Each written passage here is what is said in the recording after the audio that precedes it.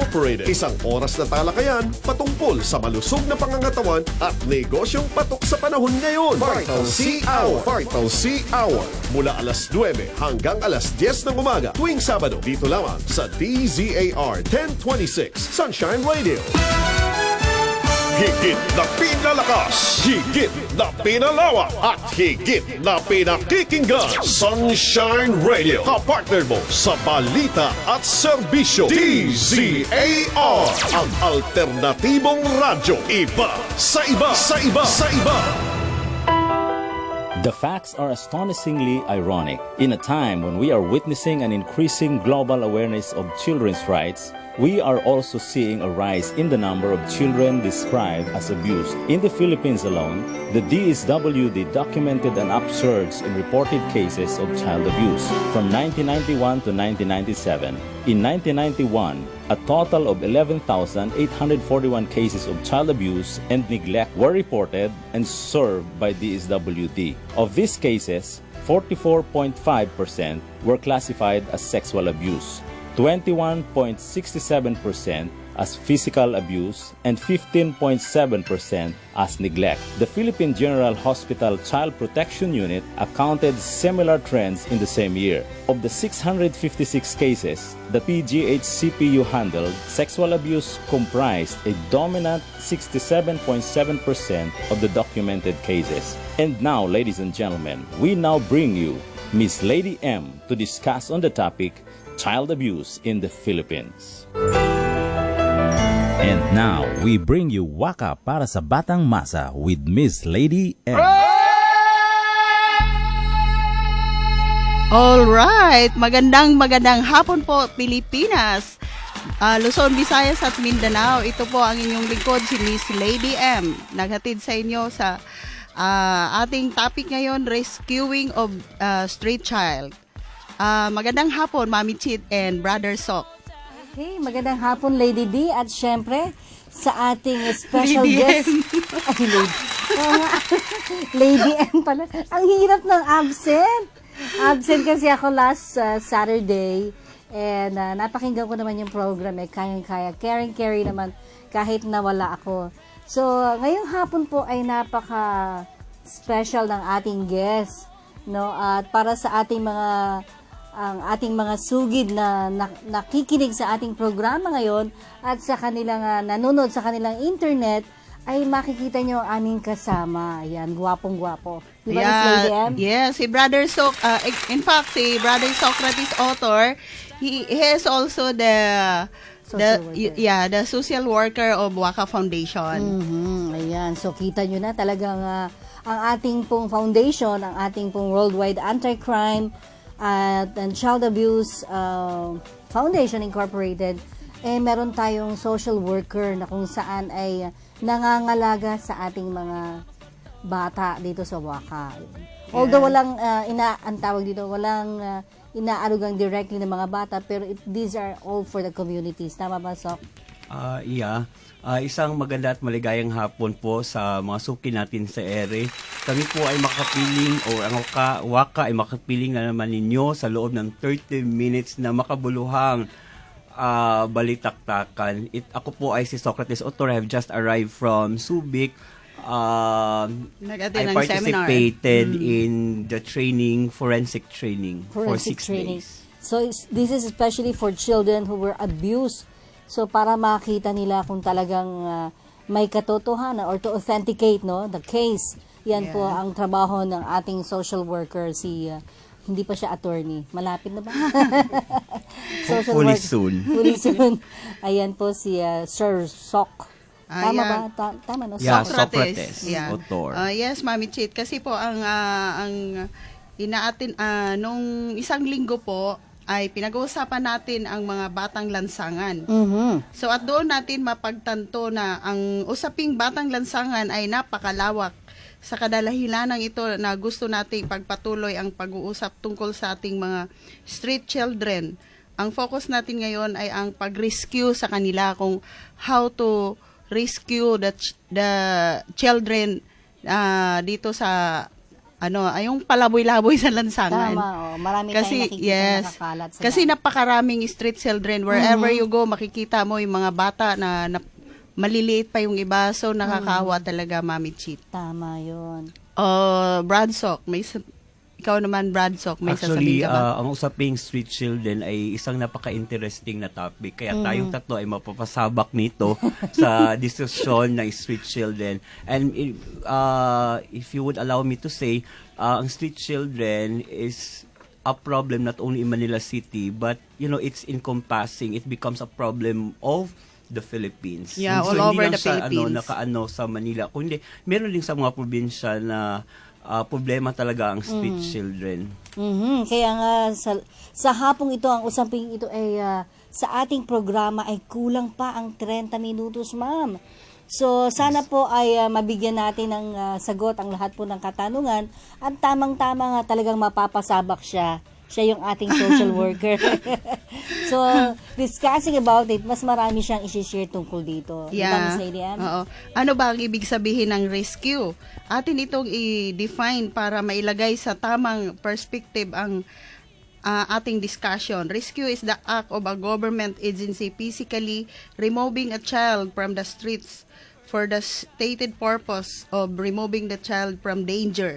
So while protecting the children from danger is at least one of the reasons that rescue is conducted, there are many instances show that rescues are conducted from different places. At syempre, isa na dito ang pagprotekta sa mga bata from harmful work or activities gaya ng prostitution, panlilimos o yung sniffing rugby, no, yung mga batang nasa lansangan na kung baga saan napakadaming bata na nagra-rugby sa lansangan, no, hazardo sa kanilang buhay.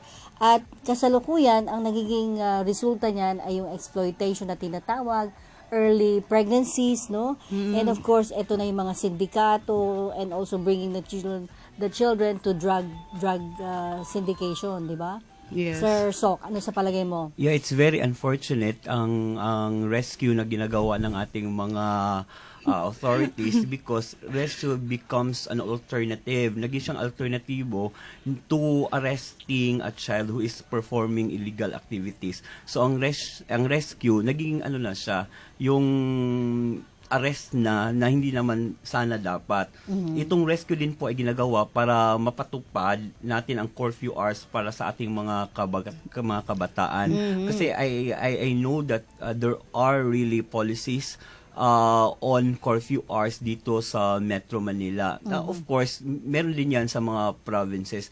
And yun, ang ginagamit nila ang rescue para maibsan yung problema ng mabawasan yung mga batang pakalat-kalat sa lansangan. Dati kasi nileft yung di ba, yung parang curfew hours, no. Pero ngayon mukhang ibinalik na muli. So paano nakikipagtulungan ng ating foundation, ma'am? Ano po ang isinasagawa ngayon? Yeah, para din malinis at ma-beautify ang ating syudad. Ang mga LGU natin minsan ay nag-issue ng direktiba na dapat linisin ang kalsada ng lahat ng mga pulubi. Kaya dadamputin yung mga street children at dadalhin sa tamang lugar. 'Di ba? Kasi para at least hindi rin sila mapahamak na pakalat-kalat sila. Kahit nga yung mga baby pa, marami akong nakikita, baby pa lang, mayroon pang 2 years old, palakad-lakad. Yes, nakakano talaga sila, nakakaawa. Pero Mami Chit, with regards to your question kung anong ginagawa ng WACA regarding street children, we are into parang advocacy. Advocacy, ginagawa ito ng WACA para dinadala namin sa kasi for now, we are planning to build 3-story orphanage. We are still planning. Kaya yung mga street children na namin, kinukuha, hinahatid muna namin sa mga ibang orphanage. Parang nag-temporary shelter sila. Then, binibigyan namin ng tulong. Halimbawa, rehabilitation for how many months. And then, after that, after 6 months to 7 months, at saka naman natin sila bibigyan ng tulong para makapag-aral.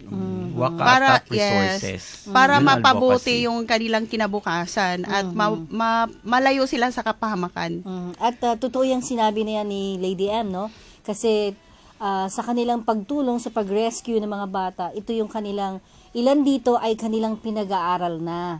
No? So, sila po ay may mga scholarships na binibigay na kung saan na ito malaking tulong para sa mga batang ganito. No? So, at the same time, may dadagdag ka pa, Sir Sok. I said a while ago na parang ang rescue ay naging alternative na in arresting a child. And apart from that, ang rescue ay kinoconduct siya in preparation for a special event. That's very unfortunate. Say for example, if there is a dignitary or dignitaries that will come over in Manila, ang mga street children ay parang ina-arrest para hindi makita ng mga dignitaries. Ang mas malaking dahilan ay dahil ayaw mapahiya ng ating gobyerno at secondary lang ang concern sa street child. That's what I am concerned of. Yung when you rescue a child, it's not because there are dignitaries but because you want to give programs, activities, that are for the street long-lasting. children that would enhance their social function, that would really curb the problem of street children, street children begging in the street or whatever you may call that. Kasi hindi lahat naman ng mga orphanages would be accepting those street children kasi merong iba't ibang klase ng services, di ba? So, ang social work natin, ang DSWD, ganun din. So, ang maganda nito ay merong pakikipag-ugnayan ng WACA dito sa mga orphanages na to na kung saan ay nabibigyan sila ng temporary shelter. Ayan. Kaya nga po, we are collaborating to different agencies at saka different orphanages. For the meantime na wala pa yung orphanage ng WACA, di ba? Kasi sa patuloy na pagtulong ng ating mga kapartners. No? Kaya nga sana itong magkakaroon ng fulfillment. Yes, Mami Chit. Kaya nga po, ang talaga concern ng WACA tungkol talaga sa mga kabataan. Kasi nga, hindi ito nabibigyan ng kaukulang pansin sa ating lipunan dahil sa sobra namang dami din ang ginagawa nila. So, ang rescue din ay nagpapaprevent ng influence of street dwellers. Kaya yun. Para maiwasan. Yes. Opo. Tapos, Mami Chit, mayroon sana akong babatiin na nanonood sa atin ngayon. Sige. Get well soon, Elfriend. I know you're watching. Ay, nasimulan mo, may babatiin na rin ako. Sige. Si mother ko, get well soon also, si Marietta Otor. Then yung pamangkin ko nanonood ngayon, si Ram Otor, yung mga kapatid ko, sila Jericho. Tapos si cousin ko, Jojo, Dimain na andito na sa who has just arrived from US. And then, meron dito si Noel Dimain, cousin ko din, si Jeff andito, yung mga rara ko. Okay. Sige. Ituloy-tuloy ko na ang pagbati, Mami Chit, no? Kasi parang mag-break mo na kayo. Maikli lang naman ito. Mga isang page lang naman tong babatiin ko. Okay. Sa ating, thank you so much sa ating sponsors, Mr. Delphine Angeles, Stephanie Nang, Zomar Pitahim and Family, Hideo Tava of Green Hills. Ayan, belated happy birthday, Ate Linda Saloria and Joel Saloria and family. Peter John Esden, belated happy birthday my son. Si Ate Nitz, Ate Joanne of San Mateo Rizal. Lahat ng taga Antipolo City na nakikinig ngayon. At saka sa Bagbagin, Caloocan City, lahat ng Camerals, Solid Camerals, sila Tita Marisa, Carol, Cecil, Aida, and Belle. Sila naman si Sis Delmi and Sis Hermie, pati sila Sis Tata, at saka lahat ng DepEd teachers sa Iligan at Cagayan de Oro. Ayan. Hello! Then, belated happy birthday na din sa akin. Yes, brother, so belated happy birthday! Okay. At saka sila si Tita Nimpa pala, hello, sila Anthony, sila Ba't nakatago ang kamay? Ayan. Yan, sa Qatar, Singapore, Saudi Arabia, Thailand, US, California, Ate Bioli, and Uncle Dave. Hello sa inyo lahat. At saka si Los Angeles, si Sis Lori Lee. Sa Thailand, si Brad Rolly. At saka sa Regalia Tower and Utility, hello to everyone. At saka sa lahat ng taxi driver. Ayan. Si Romeo, yung sinakyan ko kanina, my God, 2 hours. Paikot-ikot kami ng sobrang traffic talaga. From Red Cross. Yes. Okay. Kasi nag-bloodletting kami pala kanina with SAI Jamie chapters. Ayun. Nag-bloodletting kami, tapos nag-affiliate kami sa Red Cross Intramuros. From there, nag-proceed ako dito. Ayun. And having said that, binabati ko din yung lahat ng mga members, mga brothers and sis ng Sigma Alpha Epsilon Fraternity. Yeah, Ayan. Philippines and International. Hello lahat ng SAI. Ayan. Yan, good afternoon and mabuhay tayong lahat. Babatiin ko rin yung mga estudyante, yung mga nag-aaral sa mga schools na binigyan namin ng storytelling performance nung nakaraang Martes, Huwebes at Miyerkules na kung saan ay nagpamigay tayo ng mga aklat galing sa Waka. So ito yung Magat Salamat Elementary School, Tondo Elementary School, Taguig Elementary School, Pasay City, sa Sampaloc, ganun din sa Camp Crame Elementary School at Muntinlupa kahapon. At nung Thursday, ay meron din tayong 2 school na nanggaling sa Pasig, no? So, tuwang-tuwa sila kasi nagpamigay tayo ng mga aklat dyan, yung mga big books or thick books for literature at nakita nila na talagang maganda, no? Isa sa mga bagay na kung saan ma-rescue natin yung mga bata ay matuon ang kanilang kaisipan Ayan. sa pagbabasa. Ayan. Yeah, thank you, Mami Chit, sa ginagawa mo. At kasama doon yung Waka Foundation. Yes, so syempre, tagapagbigay ng libro eh. Ayan, siguro magda-download kami ng mga pictures ng mga bata na tumanggap ng mga aklat. Yeah, thank Para you. sa Thank Waka. you for promoting Waka Foundation. At hinahinga lang, baka ikaw na yung maging social worker, hindi na ako. Mawalan ng trabaho si Brother Hindi, So. papasa ko pa rin sa kanya. Okay. At ngayon naman, Yeah. katulad, gusto kong susugan yung sinabi ni Brother Sok, no? Yung tungkol dun sa parang decorative, yung pagbibigay ng rescue ng ating mga government officials, no? At isa pa dito ay ang nagbibigay parang takdang bilang lang, no? Just to fulfill, no? Accomplish na, ilan ba ang quota mo na ma-rescue ng mga bata? Parang rescue lang rescue numbers lang by the numbers pero not by the heart in looking at Mami the Chit, children. parang parang they're working without para bang kumakanta ka without feeling. Yeah, so Parang tama ang ka dyan. performance is equivalent to the number Numbers, of street oo. children Yeah, they dapat- have rescued. Tama. Yes, dapat pag ginagawa yung mag-rescue sa mga bata, dapat by heart na talagang gagampanan nila kung bakit ni-rescue nila. Then may yung mga supporting action na talagang tutulungan yung mga batang nagagather from the streets. So having said that, Miss Lady M, my question is, kailan ba magsisimula ang rescue operations? Tama. Yeah, karamihan naman kasi nagsisimula ang rescue operation kung usually sa na-observe ko, kung mayroon magbibigay na concerned citizen na itatawag sa istasyon na sabihin may re-rescue bata, nagra-rugby, nagda-drugs. Pero hindi Parang may dapat complaint. Yes, may complaint. Pero dapat hindi ganon. Dapat mayroon tayong close monitoring at saka supervision. Kahit sa 'di ba kasi in every town, in every places, mayroon mga barangay captain, mayroon mga barangay tanod. So, dapat talaga lahat magkaisa na mayroon italaga para lang doon na ma-supervise at mabigyan ng pansin lahat ng mga street children all over the Philippines. Okay. So, isa lang yan, ma'am. Yeah. 4 condition po bago magsimula ang rescue operation. Una, Yung sinabi mo kanina, yun ang una. ang Paul. una, yes. Pangalawa, in response to a sighting from an agency or employee.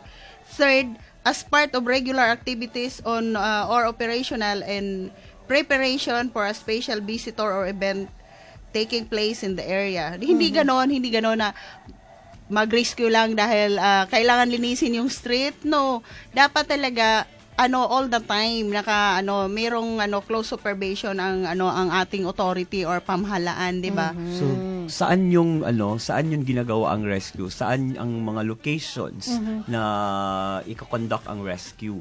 Dapat ako magtanong noon, di ba? Oo. Sir Sok. I'm just want to know if you really know regarding Actually, rescue natutuwa nga operations. ako kasi yung pagiging involved ko sa WACA yung rescue operations na tinatarget natin are with the specific areas which are highly visible and frequented by the public. So, kung saan maraming tao, and the majority of the children were being taken from areas close to parks, colleges, squares, major highways, shopping centers, markets, fountain areas, tourist attractions, and restaurants. Dito kasi karamihan, madalas naka-standby yung mga batang yan. Kung saan, syempre, dyan sila makakapalimos. Yes. No? At dyan, kumbaga, mas magandang mag-conduct ng rescue. Yeah, in fact, Mami Chit, sa kahit nga sa gilid ng Bangko de Oro, sa Aurora Cubao, Diyos ko, ang dami. Meron pa nga newborn, mga baby. Tapos maraming bata pakalat-kalat doon, nakakahawa talaga. Pwede yan basta-basta yung rescue operation ay kinukonduct lang kasi gusto mo i-conduct ang rescue operation. There are really preparations for rescue operation, di ba? Miss Lady M? Yeah. Of course, there are, bago po ang rescue ng local or social welfare, and development officer should scan and profile the population of informal street dwellers. So kailangan talaga na na hindi lang kailangan na pa yung profile ng mga bata, hindi. Dapat gawa ng aksyon agad para dadalhin sa ampunan kung kinakailangan, 'di ba? Kasi ang naman po, Mami Chit, mahirap mag-endorse sa kasi hindi rin basta-basta tinatanggap dahil inihingan pa ng mga papeles. Dapat hindi ganon, 'di ba? Dapat kung kailangan mo i-rescue mo, tapos mayroon talaga yung mga DSWD centers na yung mag-accommodate sa mga ganon na without asking papers or documentation just to receive the child, 'di ba? At syempre meron tayong sinusunod na mga policies or sistema na ginagawa sa atin ang ating WACA, tayo nakikipagtulungan sa mga barangay na kung saan na hiningi natin sila ang kanilang pagtulong sa pag-conduct ng surveillance. At doon ay binibigay din natin yung mga identified areas na kung saan ay talagang minomonitor nila yan closely. And sila ay gumagawa ng isang team na kung saan ay doon nila ipinadadala ang operation. Ayan, kasama ang ating staff, ang ating social worker, at dito ay binibigyan muna ng orientation kung anong gagawin nila during the mission. Ayan, okay. So, Miss Lady M, meron pa tayong isinasagawang preparations, which is usually, sabi mo nga, ay nava-violate ng mga rescue groups. Diba? Yeah. Having say that and with all the preparations, still children rights were often violated during the rescue process. That's really very unfortunate because the objective of rescue operation is to really how do you call this? Yung treat yung para ma-solve yung problem. But sa operation pa lang, sa rescue operation pa lang, marami ng violations na na-commit ng mga rescue team. The rescued children spoke of various forms of unacceptable treatment that they experienced at the hands of rescuers. So that's really very unfortunate. Para silang kriminal. Sort of yun. They're regarded as criminal element. At saka yung mga namamalimos naman, kinukuha yung kanilang pera. Di ba, ng mga rescuers? It's either yung kanilang damit, kukunin, yung kanilang tinutulugan, susunugin, which is most of the time na may mga na-interview na rin kasi akong mga bata na dinadala din sa presinto. Yung iba, na ang ginagawa naman yung mga dinalang bata sa presinto, sinasaktan ng mga pulis. Kaya minsan nakakatakot din magdala. Oo, pero Mami Chit, hindi naman lahat ng pulis na ganoon. Oo, tama ka dyan. Oo, kasi in fairness to other policemen, 'di ba? Yung iba, yes, they are doing that na hurting to the child, 'di ba? Pero other policemen are doing good naman to other people, especially the children, 'di ba? Especially mga katambal natin, yung kakambal Yeah. natin. Oo, Kakampi kasi natin Kaya sa saludo pulis ako sa ay- mga pulis na mga ganyan. Yes. Okay. Especially, di ba, sa WACA, Worldwide Anti-Crime and Child Abuse Assistance Foundation. So, meron tayong mga behind na mga general. So, they are good naman. They are doing good to other people and especially the children. Yeah, in fairness to them. Sir, so, what about those children na nababalitang may sexual abuse? Forensic, papasok? Forensic, oo. As I've told you, and I would like to reiterate, galing ako sa 6-day na training, and one of the topics is actually forensic interview. And I felt na kailangan talaga yan, hindi lang ng mga social workers, pati ng mga medical practitioners, mga doctors. Kailangan yan ng mga police, yung forensic interview, para